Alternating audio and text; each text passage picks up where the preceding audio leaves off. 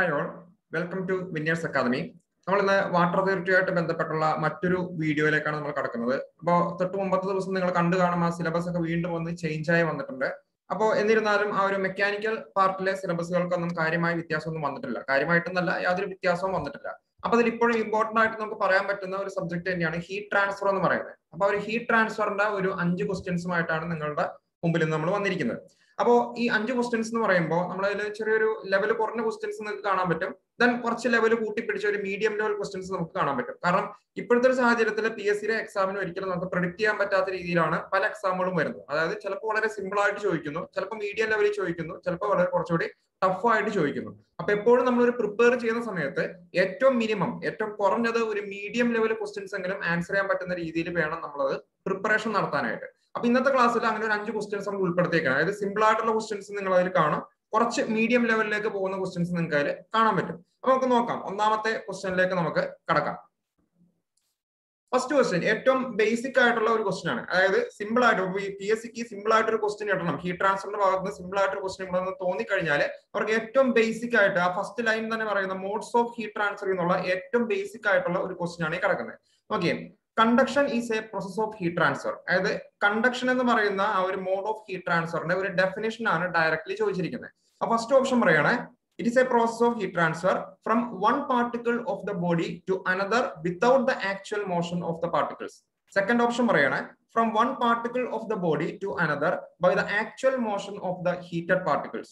Then third option പറയണേ, from a hot body to a cold body in a straight line without affecting the intervening medium.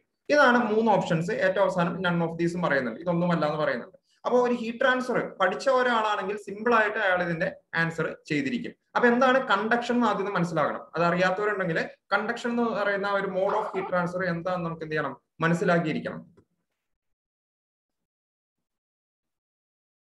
അപ്പോൾ conduction എന്ന് പറയുമ്പോൾ ഏറ്റവും simple ആയിട്ട് നമുക്കൊരു example വെച്ച് പറയാൻ പറ്റും. അതായത് എന്റെ കയ്യിൽ ഒരു ഒബ്ജക്റ്റ് ഉണ്ട്, ഒരു മെറ്റൽ ആണെന്ന് തന്നെ വിചാരിക്കാം. ഒരു ഒബ്ജക്റ്റ് ഉണ്ട്, ഒരു സോളിഡ് ബോഡി എന്റെ കയ്യിലുണ്ട്, ഒരു മെറ്റൽ ആണെന്ന് വിചാരിക്കാം. അപ്പോൾ ഇയാളുടെ ഒരു സൈഡിലെ ടെമ്പറേച്ചർ എന്ന് പറയുന്നത് ഒരു 50 ഡിഗ്രി സെൽഷ്യസ് ആണെന്നും ദെൻ അതിന്റെ അപ്പുറത്തെ എൻഡിൽ ഒരു 20 ഡിഗ്രി സെൽഷ്യസ് ടെമ്പറേച്ചർ ആണെന്നും വിചാരിക്കാം. അങ്ങനെയാണെങ്കിൽ സ്വാഭാവികമായിട്ടും ആ ഹീറ്റ് ട്രാൻസ്ഫർ എന്ന് പറയുന്നത് ഹയസ്റ്റ് ടെമ്പറേച്ചറിൽ നിന്നും ലോവസ്റ്റ് ടെമ്പറേച്ചറിന്റെ സൈഡിലേക്ക് നടക്കും. ഓക്കെ, അപ്പോ ഈ പറയുന്ന ഹീറ്റ് ട്രാൻസ്ഫറിന് ഈ ഒരു സോളിഡ് ഒബ്ജക്റ്റിൽ കൂടി നടന്ന ഒരു ഹീറ്റ് ട്രാൻസ്ഫർ ഒരു പ്രത്യേകതയുണ്ട് അല്ലെ. എന്താണത്? ഈ സോളിഡ് ഒബ്ജക്റ്റിലെ മോളിക്യൂൾസ് എല്ലാം ക്ലോസ്ലി പാക്ഡ് ആണ്, വളരെ അടുത്തടുത്താണ് ഈ പറയുന്ന മോളിക്യൂൾസ് എല്ലാം ഇരിക്കുന്നത്.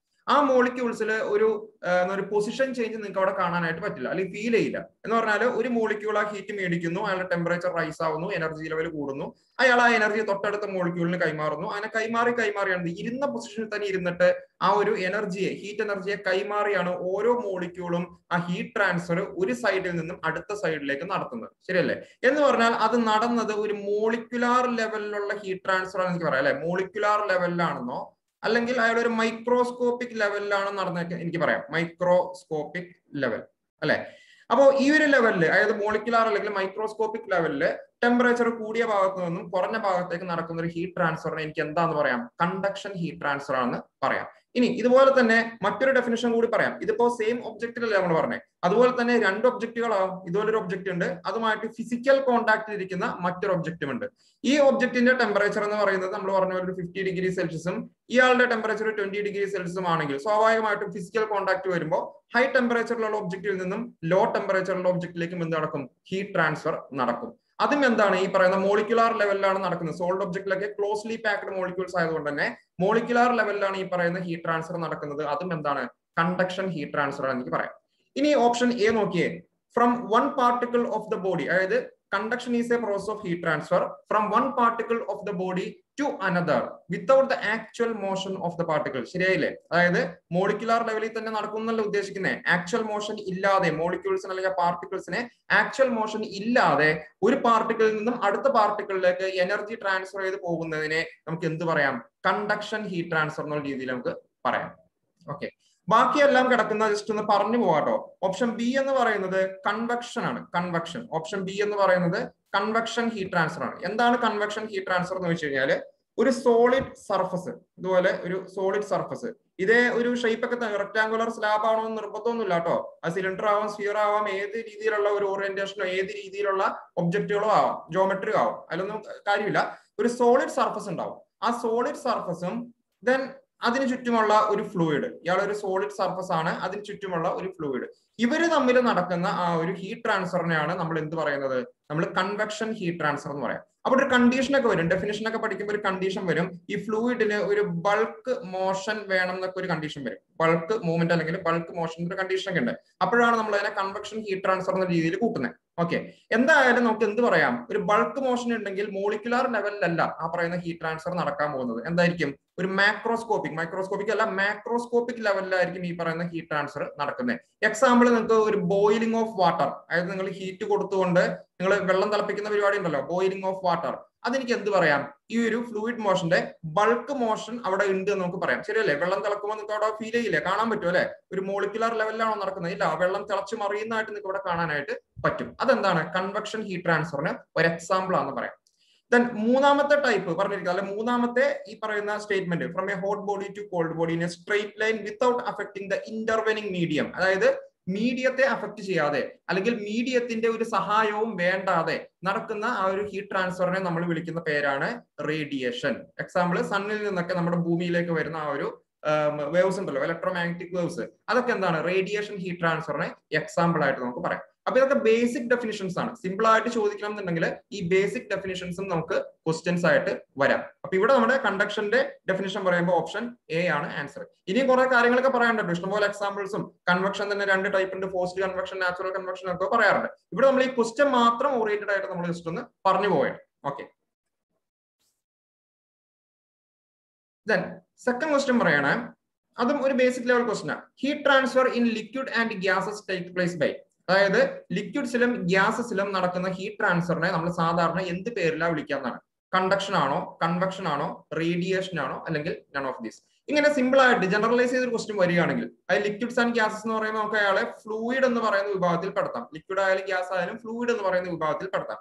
ഒരു ഫ്ലൂയിഡിൽ നടക്കുന്ന ഹീറ്റ് ട്രാൻസ്ഫർ ആരാണെന്ന് ചോദിച്ചാൽ നമ്മൾ അയാളെ കൺവെക്ഷൻ ആണെന്ന് പറയാം, കൺവെക്ഷൻ ഹീറ്റ് ട്രാൻസ്ഫർ. അപ്പോൾ സ്വാഭാവികമായിട്ടും കണ്ടക്ഷനും റേഡിയേഷനും ഇല്ല എന്നൊക്കെ ഒരു ചോദ്യം വരും. അതായത് ഒരു റിയൽ ആപ്ലിക്കേഷനിൽ എപ്പോഴും ഈ 3 പേരുടെയും ഒരു പ്രസൻസ് അവിടെ ഉണ്ടാവും, അതായത് കണ്ടക്ഷൻ, കൺവെക്ഷൻ, റേഡിയേഷൻ. പക്ഷെ പ്രോബ്ലം അല്ലെങ്കിൽ നമ്മൾ അനലൈസ് ചെയ്യുന്ന ആ ഒരു സിസ്റ്റം അത് സിമ്പിൾ ആക്കാൻ വേണ്ടിയിട്ട് നമ്മൾ എന്ത് ചെയ്യും, അവിടെ ആരാണോ പ്രൊഡോമിനന്റ് അയാളെ നമ്മൾ പിടിക്കും. ഒരു സോളിഡ് ഒബ്ജക്ട് എടുക്കുകയാണെങ്കിൽ അവിടെ മെയിൻ ആയിട്ട് കണ്ടക്ഷൻ ആണ് നമ്മൾ പറയാം. സോളിഡ് ഒബ്ജക്ട് എടുക്കുകയാണെങ്കിൽ മെയിൻ ആയിട്ട് നമ്മൾ കണ്ടക്ഷൻ ആണ് പറയാം. ഇനി ഒരു ഫ്ലൂയിഡിന്റെ പ്രസൻസിലുള്ള ആ ഒരു ഹീറ്റ് ട്രാൻസ്ഫർ ആണെങ്കിൽ നമ്മളിവിടെ എന്താ പറയാ, കൺവെക്ഷൻ ആണ് പറയാ, കൺവെക്ഷൻ. ഓക്കെ, ഇനി മീഡിയം ഒന്നും ഇല്ല, അതായത് ഈ പറയുന്ന കണ്ടക്ഷൻ ആയാലും ഈ പറയുന്ന കൺവെക്ഷൻ ആയാലും മീഡിയം എന്ന് പറയുന്ന ആൾ നിർബന്ധമാണ്. ഹീറ്റ് ട്രാൻസ്ഫർ നടക്കണമെങ്കിൽ നിർബന്ധമായിട്ടും ഒരു മീഡിയം വേണം. ഒരു സോളിഡ് ഒബ്ജക്റ്റിലാണ് ഹീറ്റ് ട്രാൻസ്ഫർ നടക്കുന്ന കഥയെങ്കിൽ അവിടെ ആ സോളിഡ് ഒബ്ജക്റ്റ് തന്നെയാണ് മീഡിയം, ആ സോളിഡ് ഒബ്ജക്റ്റിൽ കൂടിയാണ് ആ ഹീറ്റ് ട്രാൻസ്ഫർ നടക്കുന്നത്, അയാൾ തന്നെയാണ് മീഡിയം. ഇനി ഒരു കൺവെക്ഷന്റെ കാര്യമാണ് പറയുന്നതെങ്കിൽ അവിടെ പ്രസന്റ് ആയിരിക്കുന്ന ഫ്ലൂയിഡ്, അത് എയർ ആവട്ടെ, വാട്ടർ ആവട്ടെ, എന്തോ ആയിക്കോട്ടെ, ഒരു ഫ്ലൂയിഡ്, ഒരു ലിക്വിഡ്, ഗ്യാസ് എന്ന് പറയുന്ന ആരെങ്കിലും ആയിക്കോട്ടെ, ആ ഫ്ലൂയിഡ് എന്ന് പറയുന്ന ആളാണ് അവിടുത്തെ മീഡിയം എന്ന് പറയുന്നത്. പക്ഷെ റേഡിയേഷൻ എന്ന് പറയുമ്പോൾ അവിടെ എന്തിന്റെ നിർബന്ധമില്ല, മീഡിയം എന്ന് പറയുന്ന ആളുടെ ആ ഒരു പ്രസൻസ് അവിടെ നിർബന്ധമില്ല. അതുകൊണ്ടാണ് സൂര്യനിൽ നിന്നും ഭൂമിയിലേക്ക് ആ ഒരു സ്പേസ്, ശൂന്യാകാശം വഴി ഒന്നുമില്ലാത്ത മീഡിയം, ഒന്നുമില്ലാത്ത സാഹചര്യത്തിൽ കടന്നു വരുന്ന ഇലക്ട്രോമാഗ്നറ്റിക് വേവ്സിന്റെ രൂപത്തിലുള്ള ആ ഹീറ്റ് ട്രാൻസ്ഫറിനെ നമ്മൾ റേഡിയേഷൻ എന്ന് വിളിക്കാനായിട്ട് കാരണം. ഓക്കെ, അപ്പൊ ഇവിടെ ഈ ഫ്ലൂയിഡിൽ നടക്കുന്ന ഹീറ്റ് ട്രാൻസ്ഫർ ആരാണെന്ന് ചോദിച്ചാൽ നമ്മൾ ആര് പറയണം, കൺവെക്ഷൻ ഹീറ്റ് ട്രാൻസ്ഫർ ആണ് നമ്മളവിടെ പറയണം. ഓക്കെ, അപ്പൊ ഓപ്ഷൻ ബി ആണ് നമ്മളുടെ ആൻസർ. ദെൻ തേർഡ് ക്വസ്റ്റ്യനിലേക്ക് വരികയാണ്. അപ്പൊ ഇതൊക്കെ സിമ്പിൾ ആയിട്ടുള്ള ക്വസ്റ്റ്യൻസ് ആണ്, പക്ഷെ കൺസെപ്റ്റ് വൈസ് നമ്മൾ കുറച്ച് കാര്യങ്ങൾ അറിഞ്ഞിരിക്കണം. ഇല്ലെങ്കിൽ ക്വസ്റ്റ്യൻ ഒന്ന് ടെസ്റ്റ് ചെയ്ത് അല്ലെങ്കിൽ കുറച്ചുകൂടി ഒന്ന് ലെവൽ കൂട്ടണം. ഇതേ ക്വസ്റ്റ്യൻസ് ഒക്കെ തന്നെ ലെവൽ കൂട്ടി ചോദിച്ചു കഴിഞ്ഞാൽ കൺസെപ്റ്റ് അറിയാത്ത ഒരാളാണെങ്കിൽ ചിലപ്പോൾ ബുദ്ധിമുട്ടും. ശ്രദ്ധിക്കാം. The amount of heat flow through a body by conduction is, അതായത് ഒരു ബോഡിയിൽ കൂടി കണ്ടക്ഷൻ ഹീറ്റ് ട്രാൻസ്ഫർ നടക്കുന്ന ഒരു കഥയാണ് പറയുന്നത്. അപ്പോ ആ കണ്ടക്ഷൻ ഹീറ്റ് ട്രാൻസ്ഫർ എന്ന് പറയുന്ന ആള് ക്യൂ എന്ന് ഞാൻ വിളിക്കാം കേട്ടോ. കണ്ടക്ഷൻ ഹീറ്റ് അല്ലെങ്കിൽ ഹീറ്റ് ട്രാൻസ്ഫറിന് സാധാരണ നമ്മൾ ക്യൂ എന്നാണ് വിളിക്കാറ്. ആ ഹീറ്റ് ട്രാൻസ്ഫർ എന്ന് പറയുന്ന ആള് directly proportional to the surface area of the body. ഇവിടെ എഴുതി പോയിട്ടോ, അല്ലെങ്കിൽ ഇവിടെ എഴുതാം. ഒന്നാമത്തെ ഓപ്ഷൻ പറയുന്നത് Q is directly proportional to the surface area of the body. അപ്പൊ ഞാൻ ജസ്റ്റ് ഒരു ബോഡീനെ ഇവിടെ വരച്ചിട്ട് ഈ പറയുന്ന കാര്യങ്ങളൊന്ന് നോട്ട് ചെയ്താൽ നിങ്ങൾക്ക് കുറച്ചും കൂടി ബെറ്റർ ആയിട്ട് മനസ്സിലാവും. അപ്പൊ ഇതാണ് ഈ പറയുന്ന ഒരു ബോഡി എന്ന് വിചാരിക്കാട്ടോ. ഇതാണ് ഈ പറയുന്ന ബോഡി. അപ്പോൾ ഈ സൈഡിലെ ടെമ്പറേച്ചർ T1 ആണ്, ഈ സൈഡിൽ ഒരു ടെമ്പറേച്ചർ T2 ഉണ്ട്. T1 ഗ്രേറ്റർ ദാൻ T2 ആണെങ്കിൽ, അതായത് temperature of surface 1 greater than temperature of surface 2 ആണെങ്കിൽ സ്വാഭാവികമായിട്ടും ഈ ഡയറക്ഷനിൽ കൂടിയ ടെമ്പറേച്ചറിൽ നിന്നും കുറഞ്ഞ ടെമ്പറേച്ചറിലേക്ക് ഒരു ഹീറ്റ് ട്രാൻസ്ഫർ നടക്കും. അതാണ് നമ്മൾ പറയുന്നത്. ഓക്കെ, അപ്പൊ ഇയാൾക്ക് ഒരു തിക്നെസ് ഉണ്ടല്ലോ, അത് ഞാൻ L എന്ന് വിളിക്കാം കേട്ടോ. തിക്നെസ് ഞാനവിടെ അല്ലെങ്കിൽ ചെറിയൊരു തിക്നെസ് എന്നുള്ള രീതിയിൽ dx എന്ന് വിളിക്കാം. dx കാരണം നമ്മുടെ ഈ ആളെ പറഞ്ഞു വരുമ്പോൾ dx എന്നുള്ള ടൈം ഒക്കെ കയറി വരും. അപ്പൊ dx എന്ന് പറയുന്ന ഒരു ചെറിയ തിക്നെസ് ആണ് ഇയാൾക്കുള്ളത്. ദെൻ ഇയാൾക്ക് ഒരു സർഫസ് ഏരിയ ഉണ്ടല്ലേ, സർഫസ് ഏരിയ. ഈ സർഫസ് ഏരിയ ആരാണ്? ഇപ്പൊ ഈ ഒരു ബോഡി നോക്കിക്കഴിഞ്ഞാൽ ഇതിന് 6 ഫേസ് ഇല്ലേ അല്ലെ? ഒരു റെക്ടാംഗുലർ ഒബ്ജക്ട് എടുത്തു കഴിഞ്ഞാൽ 6 ഫേസ് ഉണ്ട് അല്ലെ? അപ്പൊ എപ്പോഴും നമ്മളിവിടെ സർഫസ് ഏരിയ പറയുമ്പോൾ എപ്പോഴും ശ്രദ്ധിക്കുക കേട്ടോ, കണ്ടക്ഷൻ ഹീറ്റ് ട്രാൻസ്ഫറിന്റെ സർഫസ് ഏരിയ പറയുമ്പോൾ എപ്പോഴും ശ്രദ്ധിക്കുക, ഹീറ്റ് ട്രാൻസ്ഫറിന് പെർപെൻഡിക്കുലർ ആയിട്ട് വരുന്ന ഏരിയ വേണം സർഫസ് ഏരിയ ആയിട്ട് എടുക്കാൻ. ശരിയല്ലേ? അതായത് ഇങ്ങനെയാണ് ഹീറ്റ് ട്രാൻസ്ഫർ നടക്കുന്നതെങ്കിൽ ഇതാണ് ഞാൻ പറയുന്ന സർഫസ് ഏരിയ എന്ന് പറയുന്ന ആള്, അല്ലാണ്ട് ഇതല്ല. ഓക്കെ, ഞാൻ സ്വാഭാവികമായിട്ടും ഈ സർഫസ് ഏരിയ തന്നെയായിരിക്കും ഇതിന്റെ പുറകിൽ വരാൻ പോകുന്ന സർഫസ് ഏരിയ. അതങ്ങനെ നിൽക്കട്ടെ. അപ്പൊ ഞാൻ പറയാണ് directly proportional to surface area, heat transfer is directly proportional to surface area. ഒന്നാമത്തെ ഓപ്ഷൻ ഞാൻ അവിടെ മാർക്ക് ചെയ്തു. ദെൻ വീണ്ടും പറയാണ് heat transfer is directly proportional to temperature difference on the 2 faces of the body. അതായത് ടെമ്പറേച്ചർ ഡിഫറൻസ് എന്ന് പറഞ്ഞാൽ T1 minus T2. വീണ്ടും മൂന്നാമത്തെ option dependent upon the material of the body. അതായത് ഈ ബോഡിയുടെ മെറ്റീരിയലിനെ ഹീറ്റ് ട്രാൻസ്ഫർ ഡിപ്പെൻഡ് ചെയ്യുന്നുണ്ട് എന്നാ പറയുന്നത്. മെയിൻ ആയിട്ട് ഇവിടെ ഉദ്ദേശിക്കുന്നത് ഈ മെറ്റീരിയലിന്റെ തെർമൽ കണ്ടക്ടിവിറ്റി ആണ്. കെ എന്നാണ് നമ്മൾ അത് ഡിനോട്ട് ചെയ്യാറ്. കെ എന്ന് പറയുന്ന തെർമൽ കണ്ടക്ടിവിറ്റി ആണ് ഒരു മെറ്റീരിയലിന്റെ മെയിൻ ആയിട്ടുള്ള പ്രോപ്പർട്ടി പറയാം. കാരണം നമുക്കറിയാം തെർമൽ കണ്ടക്ടിവിറ്റി കൂടുതലാണെങ്കിൽ കൂടുതൽ പെട്ടെന്ന് എന്ത് ചെയ്യും, അയാൾ ഹീറ്റിനെ ട്രാൻസ്ഫർ ചെയ്യാൻ സഹായിക്കും. തെർമൽ കണ്ടക്ടിവിറ്റി കുറവാണെങ്കിൽ പതുക്കെ ആയിരിക്കും അയാളുടെ ആ ഒരു ഹീറ്റ് ട്രാൻസ്ഫറിന്റെ റേറ്റ് അഥവാ ആ നടക്കുന്ന ഒരു നിരക്ക് എന്ന് പറയുന്നത് അവിടെ കുറവായിരിക്കും. അപ്പൊ നമുക്കറിയാലോ പല മെറ്റൽസ് ഉണ്ടല്ലേ, ഇപ്പൊ കോപ്പർ അല്ലെങ്കിൽ അലുമിനിയം, അയൺ, അങ്ങനെ പല മെറ്റീരിയലും നമ്മൾ എടുത്തു കഴിഞ്ഞാലും പലർക്കും പല തെർമൽ കണ്ടക്ടിവിറ്റിയാണ് അല്ലെ. പലരും പല രീതിയിലാണ് ആ ഒരു റേറ്റ് ഓഫ് ഹീറ്റ് ട്രാൻസ്ഫറിനെ നടത്തിക്കൊണ്ടിരിക്കുന്നത്. അപ്പൊ അതാണ് ഈ മെറ്റീരിയൽ ഓഫ് ദ ബോഡിയെ ഡിപ്പെൻഡ് ചെയ്യുന്നുള്ള ഫാക്ടർ കൊണ്ട് ഉദ്ദേശിക്കുന്നത്. അപ്പൊ ഈ ഒരു ക്വസ്റ്റ്യൻ ആൻസർ ചെയ്യണമെങ്കിൽ നമ്മുടെ കയ്യിൽ ഒരു റിലേഷൻ ഉണ്ട്. കണ്ടക്ഷന്റെ ഏറ്റവും ബേസിക് ആയിട്ടുള്ള ഒരു ഇക്വേഷൻ ഉണ്ട്. അതാണ് Fourier law of heat conduction. Fourier law of heat conduction. എന്താണ് ഈ Fourier law of heat conduction പറയുന്നത് വെച്ച് കഴിഞ്ഞാൽ അതിന്റെ ഇക്വേഷൻ ഇങ്ങനെ വരാം. Q is equal to minus K A into D T by D X. ഇങ്ങനെയാണ് നമ്മൾ ജനറൽ ആയിട്ട് Fourier law of heat conduction നമ്മൾ പറയുന്നത്. ദെൻ ഈ മൈനസ് സൈൻ ഉദ്ദേശിക്കുന്നത് ശ്രദ്ധിക്കാട്ടോ, ഈ മൈനസ് സൈൻ നമ്മൾ ഉദ്ദേശിക്കുന്നത് ടെമ്പറേച്ചർ കൂടിയ ഭാഗത്ത് നിന്നും കുറഞ്ഞ ഭാഗത്തേക്ക് ഒരു ഡിക്രീസിങ് ഓർഡറിലേക്കാണ് അല്ലെങ്കിൽ ഒരു ഡിക്രീസിങ് സൈഡിലേക്കാണ് ഹീറ്റ് ട്രാൻസ്ഫർ നടക്കുന്നത് എന്ന് കാണിക്കാൻ വേണ്ടിയിട്ടാണ് ഈ മൈനസ് സൈൻ നമ്മൾ ഡിനോട്ട് ചെയ്യുന്നത്. കെ എന്ന് പറയുന്നതാണ് ആ മെറ്റീരിയലിന്റെ തെർമൽ കണ്ടക്ടിവിറ്റി. ഡി ടി എന്ന് പറയുന്നതാണ് അവിടെയുള്ള ടെമ്പറേച്ചർ ഡിഫറൻസ്, നമ്മൾ T1 മൈനസ് T2 എന്നൊക്കെ വിളിച്ചില്ലേ. ദെൻ ഡി എക്സ് എന്ന് പറയുന്നതാണ് അയാളുടെ ആ ഒരു തിക്നെസ് അല്ലെങ്കിൽ ഈ ഹീറ്റ് ഇങ്ങനെ ട്രാൻസ്ഫർ ചെയ്ത് കടന്നു പോകുന്ന ആ ഒരു ലെങ്ത് എന്നും വേണമെങ്കിൽ എനിക്ക് അയാളെ പറയാം. അപ്പൊ ഈ ഒരു റിലേഷനിൽ നിന്ന് ഈ കെ എന്ന് പറയുന്ന ഒരു കോൺസ്റ്റന്റ് ടൈമാണ്. അപ്പൊ എനിക്ക് എന്ത് പറയാം, ആ കെ എന്ന് പറയുന്ന ആളെ മാറ്റി കഴിഞ്ഞാൽ Q proportional to area into D T by D X എനിക്ക് പറയാം. ശരിയല്ലേ? Area into D T by D X എന്ന് എനിക്ക് അയാളെ പറയാം. മൈനസ് സൈൻ മാറി നോട്ടെ, കാരണം നമുക്ക് ഇവിടെ റിലേഷനാണ് വേണ്ട, പ്രൊപ്പോർഷണൽ ആണോ എന്നുള്ള റിലേഷനൊക്കെ നമുക്ക് വേണ്ടത്.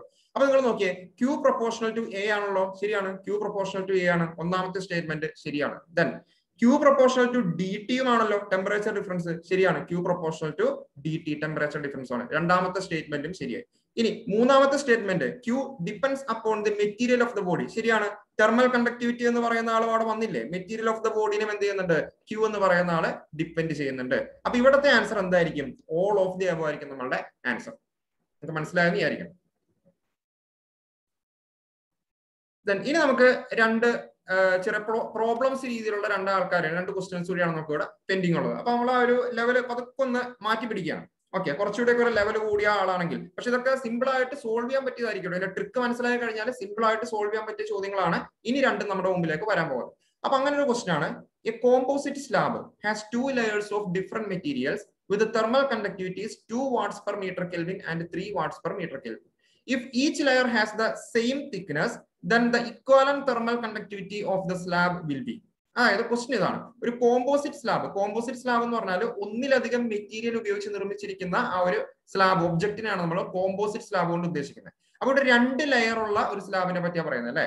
2 ലെയർ ഉണ്ടെങ്കിൽ അതൊരു കോമ്പോസിറ്റ് സ്ലാബ് ആണെങ്കിൽ സ്വാഭാവികമായിട്ടും എന്താണ്, അത് 2 മെറ്റീരിയൽ കൊണ്ട് നിർമ്മിച്ചിരിക്കുന്നതായിരിക്കും. അതായത് 2 ലെയർ ഉണ്ടെങ്കിൽ ഒരു ലെയർ ഒരു മെറ്റീരിയൽ ആയിരിക്കും, അടുത്ത ലെയർ എന്തായിരിക്കും, അടുത്തൊരു മെറ്റീരിയൽ ആയിരിക്കും. അപ്പൊ ജസ്റ്റ് ഇയാളെ സിമ്പിൾ ആയിട്ട് സോൾവ് ചെയ്യാൻ പറ്റും. എന്നാലും ഇയാളുടെ കൺസെപ്റ്റ് എന്താണെന്ന് ഞാൻ ജസ്റ്റ് ഒന്ന് പറഞ്ഞു ഓക്കെ പറ്റും. അപ്പൊ ഞാൻ ജസ്റ്റ് ഇയാളെ ഒരു ഫിഗർ വെച്ചിട്ട് ഒന്ന് റെപ്രസെന്റ് ചെയ്യാണ്. നമ്മുടെ പറഞ്ഞ ഒരു ക്വസ്റ്റിനെ ഒരു ഫിഗർ വെച്ചിട്ട് ഞാനൊന്ന് റെപ്രസെന്റ് ചെയ്യാണ്.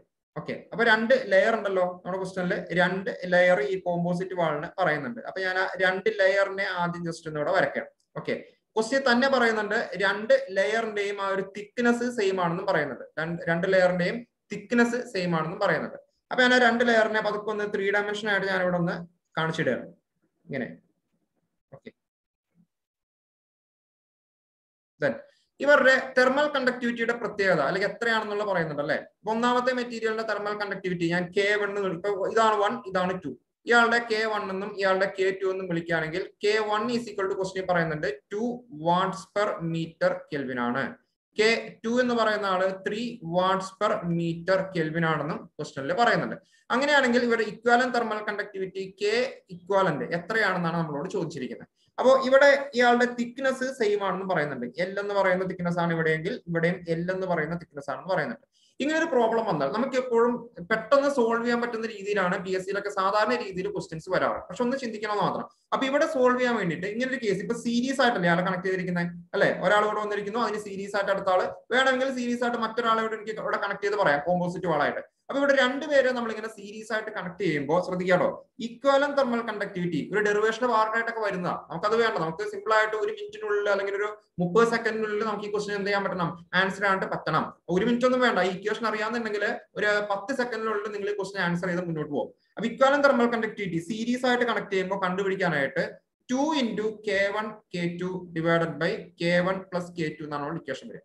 ഓക്കെ, അപ്പൊ ഇതിന്റെ കൺസെപ്റ്റും കാര്യങ്ങളും ഡെറിവേഷനൊക്കെ ആയിട്ട് നമുക്ക് കുറെ പറയാൻ പറ്റും. പക്ഷെ അതിലേക്കൊന്നും പോകുന്നില്ല. എക്സാം ഓറിയന്റഡ് ആയിട്ട് നമ്മൾ തൽക്കാലം പറയുമ്പോൾ ഈ ക്വസ്റ്റൻ സോൾവ് ചെയ്യാൻ വേണ്ടി നമ്മൾ ശ്രമിക്കുമ്പോൾ സീരീസ് ആയിട്ടാണോ കണക്ട് ചെയ്തിരിക്കുന്നത്, രണ്ടുപേരും ഈക്വൽ ലെങ്ത് ആണോ, അങ്ങനെയാണെങ്കിൽ ഇക്വലന്റ് തെർമൽ കണ്ടക്ടിവിറ്റി കണ്ടുപിടിക്കാൻ 2 K1 K2 divided by K1 plus K2 എന്നുള്ള ഇക്വേഷൻ നമുക്ക് പ്രയോഗിക്കാം.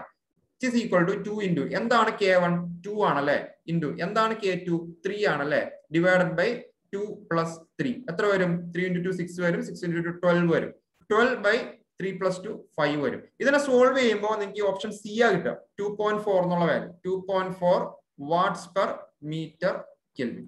ഓക്കെ, അപ്പൊ ഈ 2.4 എന്നുള്ള വാല്യൂ തന്നെ നിങ്ങൾ നോക്കിയേ ഓപ്ഷൻ എയിലും കിടപ്പുണ്ട് അല്ലെ. 2.4 എന്നുള്ള വാല്യൂ അവിടെ കിടപ്പുണ്ട്, ഓപ്ഷൻ എ കിടപ്പുണ്ട്. പക്ഷെ യൂണിറ്റ് ശ്രദ്ധിച്ചോളാം, വാട്ട്സ് പെർ സെന്റിമീറ്റർ കെൽവിൻ ആണ്.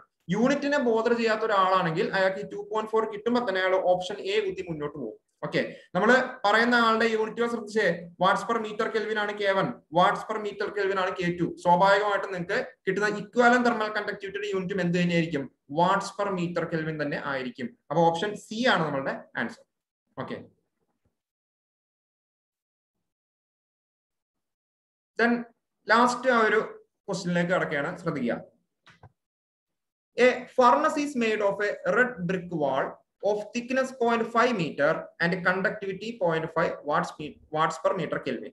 For the same heat loss, for the same heat loss and same temperature drop, for the same heat loss and temperature drop, this can be replaced by a layer of insulation of thickness 20 centimeter and thermal conductivity. Thermal conductivity എത്രയാണെന്നാണ് ചോദ്യം. എന്താ question പറയുന്നത്, ഒരു furnace ഉണ്ടല്ലേ, ഈ ഫർണസിനെ ഒരു red brick വാൾ ഉപയോഗിച്ചിട്ടാണ് നമ്മൾ നിർമ്മിച്ചിരിക്കുന്നത്. ഞാൻ ജസ്റ്റ് ഒന്ന് ഒരു ഫർണസിന്റെ വാൾ എന്നുള്ള രീതിയിൽ ഞാൻ അതിനെ കാണിക്കുകയാണ്. ദെൻ ആ വാളിന്റെ തിക്നെസ് അവിടെ പറയുന്നുണ്ട് എത്രയാണ്, ഞാൻ എൽ എന്ന് വിളിക്കുകയാണെങ്കിൽ ആ L1 എന്ന് വിളിക്കുകയാണെങ്കിൽ 0.5 മീറ്റർ ആണെന്ന് പറയുന്നുണ്ട്, 1/2 മീറ്റർ ആണ് അയാളുടെ തിക്നെസ്. ദെൻ ഇയാളുടെ തെർമൽ കണ്ടക്ടിവിറ്റി ഞാൻ ഇയാളെ K1 എന്ന് വിളിച്ചാൽ അത് 0.5 വാട്ട്സ് പെർ മീറ്റർ കെൽവിൻ ആണെന്നും പറയുന്നുണ്ട്. For the same heat loss, അതായത് ഇവിടുത്തെ ഈ ഒരു വാളിന്റെ ടെമ്പറേച്ചർ T1 ഉം ഈ ഒരു വാളിന്റെ ടെമ്പറേച്ചർ T2 ആണെങ്കിൽ T1 ഗ്രേറ്റർ ദാൻ T2 ആണ് കണ്ടീഷൻ എങ്കിൽ സ്വാഭാവികമായിട്ട് എന്ത് സംഭവിക്കും, ഹയർ ടെമ്പറേച്ചറിൽ നിന്നും ലോവർ ടെമ്പറേച്ചറിലേക്ക് ഹീറ്റ് ലോസ് ഉണ്ടാവും അല്ലെ. അപ്പൊ ആ ഹീറ്റ് ലോസിനെ പറ്റി ഇവിടെ പറഞ്ഞിട്ടുണ്ട്. അതുപോലെ തന്നെ ടെമ്പറേച്ചർ ഡ്രോപ്പ് എന്താ ഇവിടെ, T1 മൈനസ് T2 ആണ് നമ്മുടെ ടെമ്പറേച്ചർ ഡ്രോപ്പ് എന്ന് പറയുന്നത്. അപ്പൊ കണ്ടീഷൻ പറയാണ് for the same heat loss, ഇതേ ക്യൂ തന്നെ നടക്കാനും, and the same temperature drop, ഇതേ ടെമ്പറേച്ചർ ഡ്രോപ്പ് തന്നെ അവിടെ കാണാനും, this can be replaced by a layer of insulation of thickness 20 centimeter and thermal conductivity. അതായത് ഈ മെറ്റീരിയലിനെ നമ്മളൊന്ന് മാറ്റി കൊടുക്കുക, അല്ലെങ്കിൽ ഈ പറയുന്ന ആൾ ആ ഒരു എന്താണ് ഫർണസ് വാൾ എന്ന് പറയുന്ന ആളുടെ ഒരു ഇൻസുലേഷൻ നമ്മൾ ജസ്റ്റ് ഒന്ന് വേറൊരു മെറ്റീരിയൽ ഉപയോഗിക്കുകയാണെങ്കിൽ, വീണ്ടും ഞാനൊന്ന് മാറ്റി വരച്ചിട്ടോ, വീണ്ടും ഞാൻ അയാളൊന്ന് മാറ്റി വരയ്ക്കുകയാണ്. ഓക്കെ, അപ്പോ അയാൾക്ക് പുതിയൊരു തിക്നെസ് ആണ് അയാൾ പറയുന്നത്, L2 എന്ന് പറഞ്ഞിട്ട് പുതിയൊരു തിക്നെസ് കണ്ട 20 സെന്റിമീറ്റർ അഥവാ 0.2 മീറ്റർ എന്ന് എനിക്ക് വിളിക്കാം, 0.2 മീറ്റർ എന്ന് എനിക്ക് അയാളെ വിളിക്കാം. ദെൻ ഇയാൾക്ക് ഒരു പുതിയ തെർമൽ കണ്ടക്ടിവിറ്റി ആയിരിക്കും, അതാണ് ചോദ്യം. കാരണം തിക്നെസ് ഒക്കെ മാറ്റുക എന്ന് പറഞ്ഞു കഴിഞ്ഞാൽ സ്വാഭാവികമായിട്ട് എന്ത് ചെയ്തിട്ടുണ്ടാവും, ആ ഒരു സെയിം ഹീറ്റ് ലോസ് ഒരേ ടെമ്പറേച്ചർ ഡ്രോപ്പില് നടക്കണം എന്നുണ്ടെങ്കിൽ മറ്റൊരു മെറ്റീരിയൽ ഉപയോഗിക്കുമ്പോൾ അതിന് മറ്റൊരു തെർമൽ കണ്ടക്ടിവിറ്റി ആയിരിക്കും, മറ്റൊരു തിക്നെസ് ആയിരിക്കും ഉപയോഗിക്കേണ്ടി വരിക. അപ്പൊ ക്വസ്റ്റ്യനിൽ തിക്നെസ് 0.2 മീറ്റർ അഥവാ 20 സെന്റിമീറ്റർ ആണ് കൊടുക്കാൻ ഉദ്ദേശിക്കുന്നതെന്ന് പറയുന്നുണ്ട്. അപ്പോൾ ഇവിടെ നടന്ന അതേ ഹീറ്റ് ലോസും അതേ ടെമ്പറേച്ചർ ഡ്രോപ്പും കാണണമെങ്കിൽ ഇവിടെ എത്ര തെർമൽ കണ്ടക്ടിവിറ്റി ഉള്ള മെറ്റീരിയൽ ഉപയോഗിക്കണം എന്നാണ് ചോദ്യം. ഓക്കെ, അപ്പൊ സിമ്പിൾ ആയിട്ട് നമുക്ക് ഇയാളെ സോൾവ് ചെയ്യാം. കൺസെപ്റ്റ് അറിയാവുന്ന ഒരാളാണെങ്കിൽ സിമ്പിൾ ആയിട്ട് നമുക്ക് ഇയാളെ സോൾവ് ചെയ്യാനായിട്ട് പറ്റും. കണ്ടക്ഷൻ ആയാലും കൺവെക്ഷൻ ആയാലും ആ റേറ്റ് ഓഫ് ഹീറ്റ് ട്രാൻസ്ഫറിന് ഒരു ജനറൽ ഇക്വേഷൻ ഉണ്ട്. Q = ΔT / R. ΔT എന്ന് പറഞ്ഞാൽ ടെമ്പറേച്ചർ ഡ്രോപ്പ് അല്ലെങ്കിൽ ടെമ്പറേച്ചർ ഡിഫറൻസ് എന്ന് പറയാം. ഡിവൈഡ് ബൈ R എന്ന് പറഞ്ഞാൽ തെർമൽ റെസിസ്റ്റൻസ് എന്നാണ്. അപ്പൊ ഒരു കണ്ടക്ഷന്റെ കേസിൽ ഒരു പ്ലെയിൻ വാൾ ആണെങ്കിൽ, ഇതുപോലത്തെ പ്ലെയിൻ വാളൊക്കെ ആണെങ്കിൽ ഈ തെർമൽ റെസിസ്റ്റൻസിനെ നമ്മൾ എഴുതുന്നത് L/K × A എന്നാണ്. L എന്ന് പറഞ്ഞാൽ ഈ തിക്നെസ് ആണ് കേട്ടോ, ഈ തിക്നെസ്. K എന്ന് പറഞ്ഞാൽ ആ മെറ്റീരിയലിന്റെ തെർമൽ കണ്ടക്ടിവിറ്റി. A എന്ന് പറഞ്ഞാൽ ഇവിടെ നമ്മൾ പറഞ്ഞില്ലേ, നേരത്തെ പറഞ്ഞ പോലെ തന്നെ ആ സർഫസ് ഏരിയ, ഹീറ്റ് ട്രാൻസ്ഫറിന് പെർപെൻഡിക്കുലർ ആയിട്ട് വരാൻ പോകുന്ന ആ സർഫസ് ഏരിയ ആണെന്ത് A എന്ന് പറഞ്ഞതോടെ കാണിക്കുന്നത്. അപ്പോൾ ഈ രണ്ട് കേസിനെ ഞാൻ ഇക്വേറ്റ് ചെയ്യാണ്. കാരണം എന്താ, rate of heat transfer same ആണെന്ന് പറയുന്നുണ്ട് ക്വസ്റ്റ്യൻ അല്ലേ. അപ്പൊ രണ്ട് സൈഡും ഈ രണ്ട് കേസിനും എനിക്ക് ഇക്വേറ്റ് ചെയ്യാൻ പറ്റും. അപ്പൊ ഞാൻ എഴുതാണ് Q = ഒന്നാമത്തെ കേസിൽ T1 - T2 ഡിവൈഡഡ് ബൈ അവിടുത്തെ R എന്താണ്, L/K ഫോമിൽ എഴുതിയാൽ പോരെ. ആരാണ് L? L1 ആണ്. ഡിവൈഡഡ് ബൈ K1 ഉണ്ട് ഇൻറ്റു ഏരിയ അല്ലെ, വിച്ച് ഈസ് ഈക്വൽ ടു രണ്ടാമത്തെ കേസിന് ഇക്വേറ്റ് ചെയ്യാലോ, കാരണം ക്വസ്റ്റ്യൻ പറയുന്നുണ്ട് for the same heat loss. അപ്പൊ Q = രണ്ടാമത്തെ ഫോം എഴുതുമ്പോൾ എങ്ങനെ വരും, അതേ ടെമ്പറേച്ചർ ഡ്രോപ്പ് ആണല്ലോ T1 - T2, കാരണം ക്വസ്റ്റ്യനിൽ അതാണ് അവർ പറയുന്നത്. T1 - T2 divided by L2 ആണ് അവിടുത്തെ രണ്ടാമത്തെ തിക്നെസ്, ഡിവൈഡഡ് ബൈ പുതിയ തെർമൽ കണ്ടക്ടിവിറ്റി K2 ആണ് ഇൻറ്റു ഏരിയ. T1 - T2 വെട്ടി, ഏരിയ വെട്ടി അല്ലെ. അങ്ങനെയാണെങ്കിൽ നിങ്ങൾക്ക് എന്ത് പറയാം, ഇവിടെ L1 / K1 = L2 / K2 എന്ന് പറയാം. ശരിയല്ലേ? ഈ ഒരു ഇക്വേഷൻ നിങ്ങൾക്ക് എന്ത് പറയാൻ പറ്റും, L1 / K1 = L2 / K2 നിങ്ങൾക്ക് ഇയാളെ പറയാൻ പറ്റും അല്ലെ. ഇതിനെ വെറുതെ റെസിപ്രോക്കൽ ഒക്കെ അടിച്ച് കോംപ്ലിക്കേഷൻ ആക്കേണ്ട കാര്യമൊന്നുമില്ല അല്ലെ. Qയും സെയിം ആണ്, T1 - T2 ഒക്കെ സെയിം ആണെങ്കിൽ സ്വാഭാവികമായിട്ട് ഈ താഴെ കിടക്കുന്ന കംപ്ലീറ്റ് ടൈമും ഈക്വലാണ്. അതാണ് സിമ്പിൾ ലോജിക്കൽ എഴുതിയതാണ്. ഇനി എന്താണ് L1 നമുക്കറിയാലോ, ക്വസ്റ്റ്യൻ പറയുന്നുണ്ട് എത്ര, അതെ 0.5 മീറ്റർ. ഞാൻ അവിടെ സബ്സ്റ്റിറ്റ്യൂട്ട് ചെയ്തു 0.5 ഡിവൈഡഡ് ബൈ എന്താണ് K1, അതും ക്വസ്റ്റ്യൻ പറയുന്നുണ്ടല്ലോ 0.5 വിച്ച് ഈസ് ഈക്വൽ ടു എന്താണ് L2, ക്വസ്റ്റ്യൻ പറയുന്നുണ്ട് 0.2 ആണല്ലേ. 20 സെന്റിമീറ്റർ എന്ന് പറഞ്ഞാല് ഇവിടെ ഉണ്ട് 20 സെന്റിമീറ്റർ അഥവാ 0.2 എഴുതി 0.2 ഡിവൈഡഡ് ബൈ K2, അതാണ് നമുക്ക് കണ്ടുപിടിക്കേണ്ടത്. ഓക്കെ, 0.5ഉം 0.5ഉം ക്യാൻസൽ ആയി. K2 = 0.2 watts per metre kelvin ആയിരിക്കും നമ്മളുടെ ആൻസർ, അതായത് ഓപ്ഷൻ സി. ഓക്കെ, അപ്പൊ ഇത് കൺസെപ്റ്റ് അറിയാവുന്ന ഒരാൾ അല്ലെങ്കിൽ സബ്ജക്ട് അറിയാവുന്ന ഒരാളാണെങ്കിൽ ഇത്ര ടൈം ഒന്നും എടുക്കൂല, ഇതുപോലെ കുറെ വരച്ചു കൂട്ടി ടൈം ഒന്നും എടുക്കൂല. അയാൾക്ക് പെട്ടെന്ന് മനസ്സിലാവുന്നത് ഈ ക്വസ്റ്റ്യൻ കാണുമ്പോൾ തന്നെ മനസ്സിലാവും ഇവിടെ ഹീറ്റ് ട്രാൻസ്ഫറിനെ ഇക്വേറ്റ് ചെയ്യുന്ന പരിപാടിയാണ്. ആ ഇക്വേറ്റ് ചെയ്ത് കഴിഞ്ഞാൽ ഈ പറയുന്ന ടെമ്പറേച്ചർ ഡ്രോപ്പുകളൊക്കെ വെട്ടിപ്പോകും അല്ലെ ക്യാൻസൽ ആയി പോകുന്നത് ക്വസ്റ്റ്യൻ വായിക്കുമ്പോൾ തന്നെ അയാൾക്ക് മനസ്സിലാവും. എന്ന് പറഞ്ഞാൽ ഈ താഴെ കിടക്കുന്ന തെർമൽ റെസിസ്റ്റൻസ് ഉണ്ടല്ലോ, ഇതിനാണ് ഈ L/K ഫോമിനാണല്ലോ നമ്മൾ കണ്ടക്ഷന്റെ തെർമൽ റെസിസ്റ്റൻസ് ഉദ്ദേശിക്കുന്നത്. ഒരു പ്ലെയിൻ സ്ലാബിന്റെ കേസിൽ അവർ തമ്മിൽ ഇക്വേറ്റ് ചെയ്താൽ മതി എന്ന് അയാൾക്ക് മനസ്സിലാവും. അങ്ങനെയാണെങ്കിൽ ഇതുപോലെ ഇത്രയൊന്നും എഴുതേണ്ട ആവശ്യമില്ല. L1/K1 into area = L2/K2 area എന്ന് പറഞ്ഞ് സിമ്പിൾ ആയിട്ട് എഴുതി സിമ്പിൾ ആയിട്ട് സബ്സ്റ്റിറ്റ്യൂട്ട് ചെയ്ത് ഒരു 30 സെക്കൻഡിനുള്ളിൽ മിനിമം കാലം എന്ത് ചെയ്യും, അയാളെ ക്വസ്റ്റ്യൻ ആൻസർ ചെയ്ത് പോകും. ഓക്കെ, അപ്പൊ നമുക്ക് ഇവിടെ പ്രാക്ടീസ് ആണ് വേണ്ടത്. അതായത് ക്വസ്റ്റ്യന്റെ വലിപ്പം നോക്കിയിട്ടല്ല നമ്മൾ അയാൾ സിമ്പിൾ ആണോ അല്ലെങ്കിൽ ബുദ്ധിമുട്ടാണോ ടൈം എടുക്കുമോ ഇല്ലെന്നൊക്കെ തീരുമാനിക്കുന്നത്. അത് പ്രാക്ടീസ് വഴിയാണ് നമുക്ക് എന്ത് ചെയ്യാൻ പറ്റുന്നത്. അല്ലെങ്കിൽ ഇങ്ങനെ ഇരിക്കും നമ്മള് ചില ക്വസ്റ്റ്യൻ ഒക്കെ നമ്മൾ ചെയ്യുമ്പോൾ ഇങ്ങനെ നേരായ വഴിക്ക് തന്നെ ഇങ്ങനെ പോയിട്ട് ഡെറിവേഷൻ ഒക്കെ ചെയ്ത് ഏറ്റവും അവസാനം റിസൾട്ട് ഒക്കെ കിട്ടിയിട്ട് അതിൽ സബ്സ്റ്റിറ്റ്യൂട്ട് ചെയ്യാനൊക്കെ നിൽക്കും. എന്തോരം സമയം പോകും. അതിലെന്നല്ല എന്താണ് പ്രാക്ടീസ് ചെയ്ത് പരമാവധി ക്വസ്റ്റ്യൻസ് കണ്ടിട്ടാണ് നിങ്ങൾ എക്സാം ഹാളിൽ ചെല്ലുന്നതെങ്കിൽ അതുമായിട്ട് റിലേറ്റഡ് ഉള്ള ക്വസ്റ്റ്യൻ വരുമ്പോൾ നിങ്ങൾക്ക് എത്രയും പെട്ടെന്ന് ചെയ്യാനായിട്ട് പറ്റും. ഓക്കെ, അപ്പൊ നമുക്ക് അടുത്ത ക്ലാസ്സുകളിൽ കൂടുതൽ ക്വസ്റ്റ്യൻസ് ഒക്കെ ആയിട്ട് നമുക്ക് കാണാം. കുറച്ചുകൂടിയൊക്കെ വേറെ ടോപ്പിക്കുകളിലും അല്ലെങ്കിൽ കുറച്ചുകൂടിയൊക്കെ ലെവൽ മാറ്റി പിടിച്ചുള്ള ക്വസ്റ്റ്യൻസ് ഒക്കെ നമുക്ക് അടുത്ത ക്ലാസ്സുകളിലൊക്കെ ആയിട്ട് നമുക്ക് കാണാം. Okay, thank you.